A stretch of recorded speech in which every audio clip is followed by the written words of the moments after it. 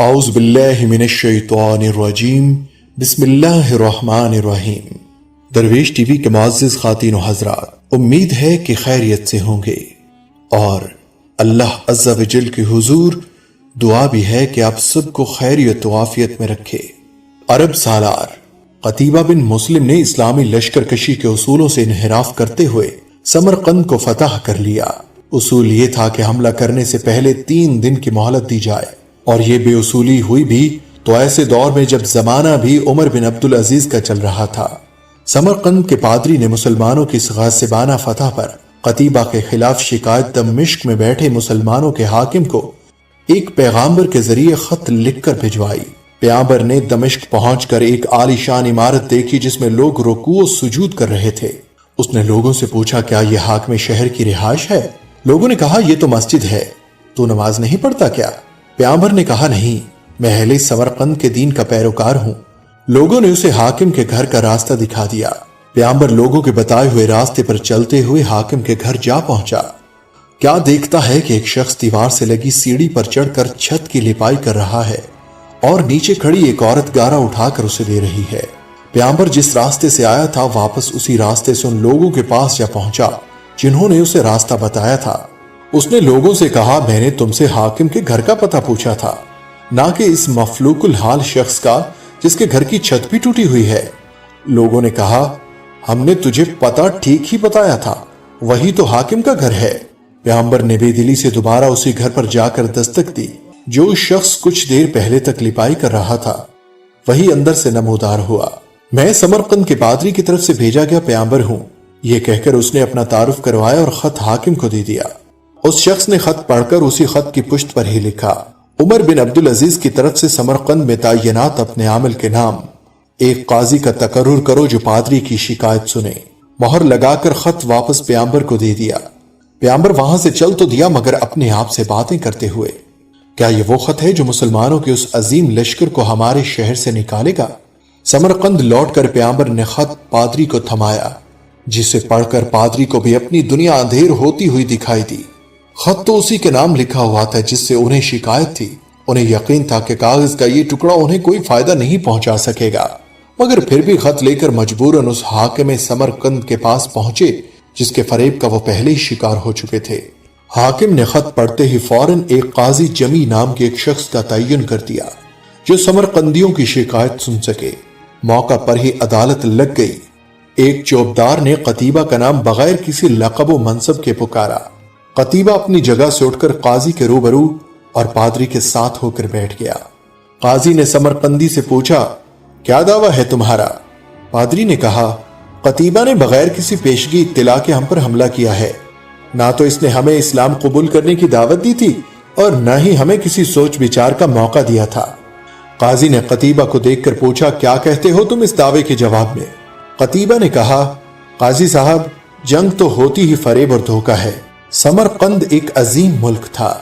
اس کے قرب و جوار کے کمتر ملکوں نے نہ تو ہماری کسی دعوت کو مان کر اسلام قبول کیا تھا اور نہ ہی جزیہ دینے پر تیار ہوئے تھے، بلکہ ہمارے مقابلے میں جنگ کو ترجیح دی تھی۔ سمرقند کی زمین تو اور بھی سرسبز و شاداب اور زور آور تھی۔ ہمیں پورا یقین تھا کہ یہ لوگ بھی لڑنے کو ہی ترجیح دیں گے۔ ہم نے موقع سے فائدہ اٹھایا اور سمرقند پر قبضہ کر لیا۔ قاضی نے قتیبہ کی بات کو نظر انداز کرتے ہوئے دوبارہ پوچھا، قتیبہ میری بات کا جواب دو، تم نے ان لوگوں کو اسلام قبول کرنے کی دعوت، جزیہ یا پھر جنگ کی خبر دی تھی؟ قتیبہ نے کہا، نہیں قاضی صاحب، میں نے جس طرح پہلے ہی عرض کر دیا کہ ہم نے موقع سے فائدہ اٹھایا تھا۔ قاضی نے کہا، میں دیکھ رہا ہوں کہ تم اپنی غلطی کا اقرار کر رہے ہو، اس کے بعد تو عدالت کا کوئی اور کام رہ ہی نہیں جاتا۔ قتیبہ، اللہ نے اس دین کو فتح اور عظمت تو دی ہی عدل و انصاف کی وجہ سے ہے، نہ کہ دھوکہ دہی اور موقع پرستی سے۔ میری عدالت یہ فیصلہ سناتی ہے کہ تمام مسلمان فوجی اور ان کے عہدیداران بمائے اپنے بیوی بچوں کے اپنی ہر قسم کی املاک، گھر اور دکانیں چھوڑ کر سمرقند کی حدوں سے باہر نکل جائیں اور سمرقند میں کوئی مسلمان باقی نہ رہنے پائے۔ اگر ادھر دوبارہ آنا بھی ہو تو بغیر کسی پیشگی اطلاعات و دعوت کے اور 3 دن کی سوچ و بچار کی مہلت دیے بغیر نہ آیا جائے۔ پادری جو کچھ دیکھ اور سن رہا تھا وہ نہ قابل یقین بلکہ ایک مذاق اور تمثیل نظر آ رہا تھا۔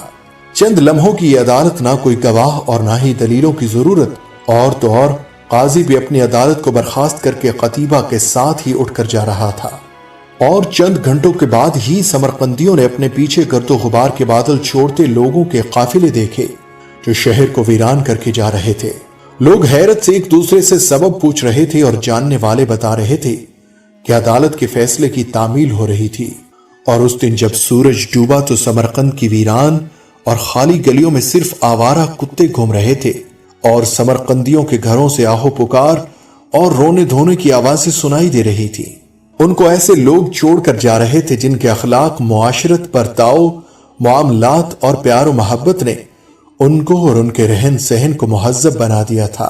تاریخ گواہ ہے کہ سمرقندی یہ فراق چند گھنٹے بھی برداشت نہ کر پائے۔ اپنے پادری کی قیادت میں لا الہ الا اللہ محمد الرسول اللہ کا اقرار کرتے مسلمانوں کے لشکر کے پیچھے روانہ ہو گئے اور ان کو واپس لے آئے۔ اور یہ سب کیوں نہ ہوتا؟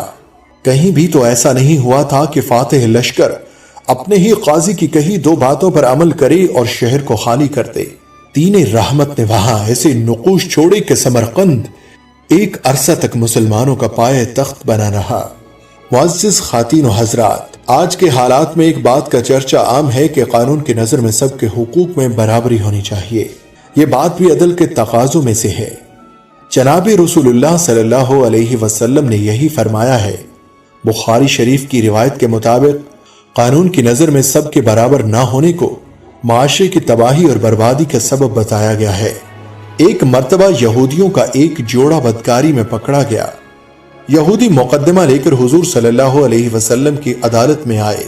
جوڑا گرفتار تھا اور ان پر بدکاری کا جرم ثابت ہو گیا۔ آپ صلی اللہ علیہ وسلم نے یہودیوں سے پوچھا، یہ بتاؤ کہ تمہارے ہاں اس جرم کی سزا کیا ہے؟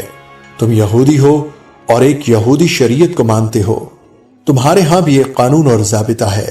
انہوں نے بتایا کہ ہمارے ہاں اس جرم کی سزا یہ ہے کہ دونوں کے منہ کالے کیے جائیں اور گدھے پر بٹھا کر پورے شہر کا چکر لگایا جائے اور ساتھ مار پٹائی بھی کی جائے۔ حضرت عبداللہ بن سلام رضی اللہ تعالی عنہ جو پہلے یہودی علماء میں سے تھے اور اب مسلمان ہو چکے تھے، حضور نبی کریم صلی اللہ علیہ وسلم نے ان سے پوچھا کہ کیا تورات میں اس جرم کی سزا یہی ہے؟ انہوں نے بتایا کہ یا رسول اللہ، یہ لوگ غلط بیانی کر رہے ہیں، کیونکہ تورات میں یہ سزا نہیں بلکہ یہ سزا انہوں نے خود گھڑ لی ہے۔ تورات میں رجم یعنی سنگسار کی سزا ہے، لیکن جب ان لوگوں نے اصرار کیا کہ تورات میں یہی لکھا ہوا ہے جو ہم نے بتایا ہے، تو اس پر آپ صلی اللہ علیہ وسلم نے فرمایا کہ تورات لے کر آؤ۔ چنانچہ مجلس میں تورات لائی گئی اور یہودی عالم سے کہا گیا کہ اس جرم کی سزا پڑھ کر سناؤ۔ اس نے اس سزا کے متعلق آیتیں اس طرح پڑھی کہ درمیان کی آیت چھوڑ دی۔ حضرت عبداللہ بن سلام رضی اللہ تعالی عنہ نے اس کی خیانت پکڑ لی اور کہا کہ اللہ کے دشمن، یہ بھی تو پڑھ، یہ کیا لکھا ہوا ہے؟ یہاں حضرت عبداللہ بن سلام رضی اللہ تعالی عنہ نے بتایا کہ یا رسول اللہ، تورات میں اس جرم کی اصل سزا تو رجم ہی تھی، لیکن جو زمانہ بدلا، یہودی علماء نے اس سزا کے اطلاق میں خیانت شروع کر دی کہ جب کوئی غریب آدمی اس جرم میں پکڑا جاتا تو اسے سنگسار کر دیتے، لیکن کوئی امیر اور صاحب ثروت آدمی پکڑا جاتا تو اس کو نرم سی سزا دے کر خانہ پوری کر دیتے۔ دعا ہے کہ اللہ تعالی ہمیں عدل و انصاف کا بول بالا کرنے والا بنائے، آمین ثم آمین۔ السلام علیکم ورحمۃ اللہ وبرکاتہ۔